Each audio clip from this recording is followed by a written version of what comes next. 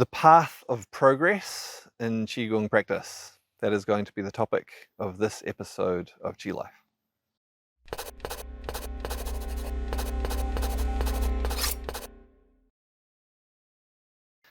So of course, as with many of these more general topics, this doesn't just apply to Qigong, it applies to lots of different things. I will be talking about it more in the context of Qigong, of course. In terms of what can we expect our path of progress to look like as we continue to practice Qigong, maybe over an extended period of time. And it won't be the same for everyone by any means. But almost universally, it's not going to be just a nice, steady, constant, always developing at the same rate, progressing at the same rate either. For most people, we're going to find that there's going to be a little bit of this sort of thing going on, a little ups and downs and peaks and troughs and valleys along the way. And again, as I mentioned, can be quite different for different people. I'll talk about some of those differences to begin with, and then some of the commonalities that I think pretty much everyone is going to face at different points. So for some people, when they start out and they do Qigong, they may very quickly start to notice and become aware of some new things that they hadn't noticed before, start to tune into their energy, and this gives them some new, like really big insights about themselves and nature and how things work in the world and within themselves and their mind and their body and their emotions. And it's like, wow, it's like all of this new to begin with. And so in many senses, like a really rapid first part of progress. But then what will typically happen is after that first part of progress, it generally won't take too long before they hit a part where actually some things that they had noticed and really stood out to them to begin with, they often stood out because they were so unique and new and they hadn't noticed them before. And as you become accustomed to them, they tend to fade into the background of the awareness a little bit. And so it can be that they have this initial rapid period of development, and then they just have a bit of a flat patch where nothing much seems to change. Or it can actually seem like they had rapid development and progress, and then actually they have a little bit of a dip for a while. Probably not back to where they started, but it's like, oh yeah, it doesn't feel like I'm noticing so much anymore. That can be something that happens.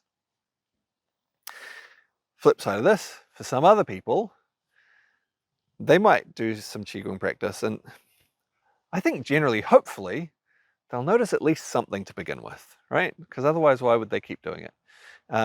That something could be as simple as they enjoy doing it and they feel a little bit better when they do it. It might not be anything too earth-shattering and remarkable, but it's like, yeah, they notice at least something. So they get a little bit of some progress. And then they have a big, sometimes it can be quite long, flat period. Hopefully for most people it's not too long. It might be a few weeks, a few months. It can be longer though. It might be a couple of years, it can take, where it's like, okay, then they have a flat period where they don't really seem to make a lot of progress, notice much new. But yeah, if they're not noticing anything, I don't know why they'd continue. So they must have noticed something, again, even if it's just feeling a little bit better. But then what tends to happen is, so again, we'll start with the people who had a rapid path to begin with. They build up and then they either just plateau or they even dip a little bit and then they plateau. That can be the point where it gets quite discouraging, like, oh, am I doing something wrong? Do I need to change what I'm doing? Maybe it's not worth it, maybe I'll stop. Typically what will happen is as they continue, they'll reach a point where all of a sudden they have a new growth phase, a new development phase. And that can then take different forms as well. Sometimes it means that, now that something new opens up in their awareness and they have a period of steady progress before they then have another plateau. Or it can be that they're sort of cruising along, and then it's a stepwise. All of a sudden there's like something new and profound and they hadn't noticed before, and it's like from here, it's like, oh, cool. And now I'm here. And there's just this new thing, or new awareness, new understanding, new skill that comes in. They go along. And again, then they might hit another path where either they have a gradual, continual path upwards for a while, or again, there might be another step change. We're like, some completely new insight. And now that I've noticed it, I can't not notice it. And, new progress. That will tend to happen for them. It will also tend to happen for the people who yeah, maybe they just had a little something to begin with and they carry on. Generally, at some point, they will eventually go, hey, actually, oh, here's something new. It can be, again, a stepwise thing, or it can be, oh, a bit of a path. And then they'll tend to plateau out a bit again. This tends to be the way that we progress as we develop skill, awareness, and knowledge. It's not just straight, you know, continually progressing upwards. It has ups, sometimes downs, hopefully not too much of a down. It has flat periods, sometimes stepwise, sometimes steady inclines. And we'll probably go through more plateaus than we will periods of rapid or even just steady growth. There'll be lots of times where our practice doesn't seem to change much. It's just like, but obviously we're, getting something out of it to keep doing it. We're enjoying it. Maybe we're getting some benefit from it. It's maintaining things for us. Or maybe it's just that we have enough confidence that if we continue with it, that at some point,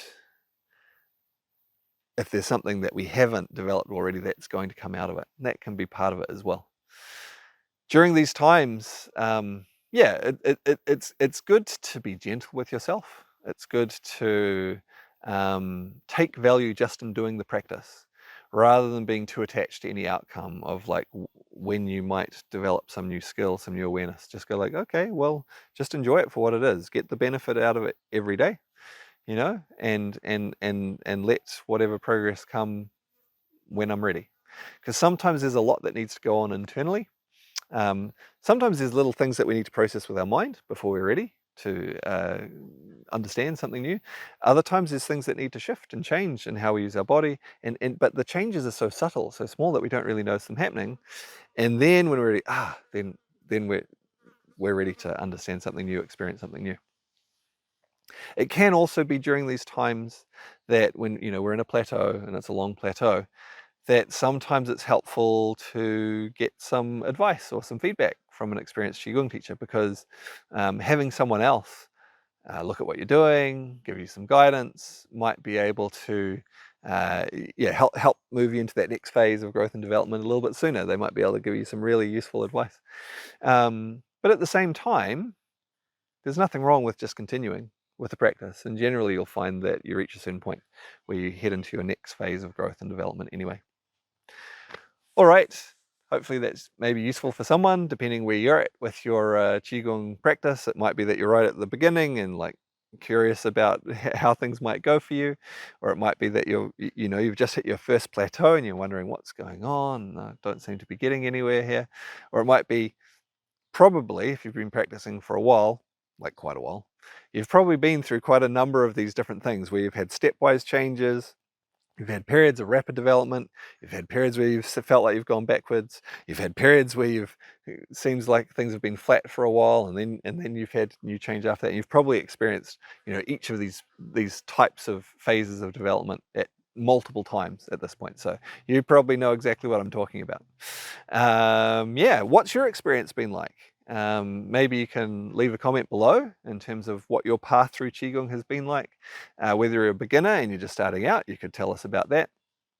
Or if you're someone who's been practicing for quite a few years, you could maybe tell us what yours has been like. This certainly, in terms of what I've described, is based off my experience over, a few decades, or well, about 2.5 decades at this point, and also my experience of working with and observing students, because I've been teaching for a long time as part of that as well, and observed how they've gone through. And yeah, this is what I've observed, and it makes sense that this is how things would be, So anyway, give us your thoughts. Let me know what your experience has been like as well. I think it would be great for a few people to share with each other what your experience has been in your path of progress with Qigong.